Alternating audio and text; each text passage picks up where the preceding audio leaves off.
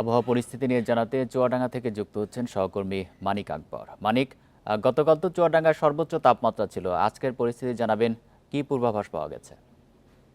বিকাশে কম খরচে ক্যাশ আউটের লিমিট বেড়ে 50,000, প্রিয় এজেন্টও 2টা। আজকে সকাল 7টা থেকেই কিন্তু সূর্য কঠোরভাবে রোদ ছড়াচ্ছে এবং সূর্যের তাপের কারণেই মূলত সব শ্রেণী পেশার মানুষকেই তীব্র কষ্ট পেতে হচ্ছে সারাটা দিন।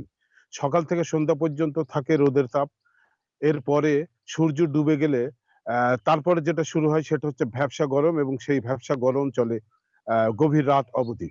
তো অস্বস্তিকর এই পরিস্থিতিতে চুয়াডাঙ্গাবাসীকে থাকতে হচ্ছে। চুয়াডাঙ্গার মানুষ যাদের খুব জরুরি প্রয়োজন তারা ঘরের বাইরে আসছেন। বিশেষ করে আমরা লক্ষ্য করেছি যে বেলা 12টার পর থেকে কিন্তু রাস্তাঘাট ফাঁকা হয়ে যাচ্ছে এবং দুপুর 2টো, 2:30, 3টার পর থেকে একেবারেই মানুষ খুব প্রয়োজন না হলে ঘরের বাইরে আসছেন না।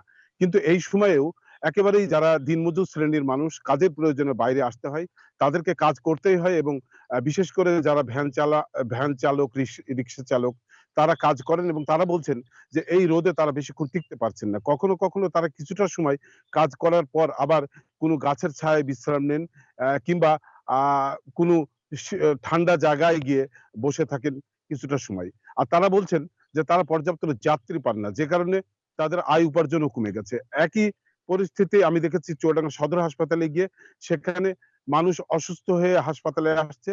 শিশু এবং ডায়রিয়া ওয়ার্ডে উপচে পড়া ভিড়। স্থান সংকুলান হচ্ছে না। ডায়রি ওয়ার্ডের যে 4টি কক্ষ রয়েছে সব কক্ষ রুগী ভর্তি। কখনো, কখনো এই রুগীর চাপ বেড়ে গেলে আ বারান্দা পর্যন্ত রুগী আসছে এবং সিঁড়ি দিয়ে যে দোতলায় উঠা সেখানেও রুগী রাখতে হচ্ছে। আর শিশু ওয়ার্ডে যে ধারণ ক্ষমতা আছে তার চেয়ে বেশি রুগী থাকছে এবং সেই রুগীর চাপও বাইরের বারান্দা পর্যন্ত চলে আসছে। তো সব মিলিয়ে চুয়াডাঙ্গার মানুষ কিন্তু আছে নিদারুণ কষ্টে। আপনি জানেন যে চলতি মাসের 12 তারিখের পর থেকে আজ অবধি চুয়াডাঙ্গায় টানা তাপপ্রবাহ চলে এসেছে। কখনো মৃদু, কখনো মাঝারি, কখনো তীব্র এবং কখনো অতি তীব্র। শেষের দিকে এসে এই সময়ে অতি তীব্র অবস্থায় দিন কাটাচ্ছে চুয়াডাঙ্গার মানুষ। এই অবস্থায় কষ্টে দিন কাটছে চুয়াডাঙ্গাবাসীর। চুয়াডাঙ্গা থেকে জানাচ্ছিলেন সহকর্মী মানিক আকবর।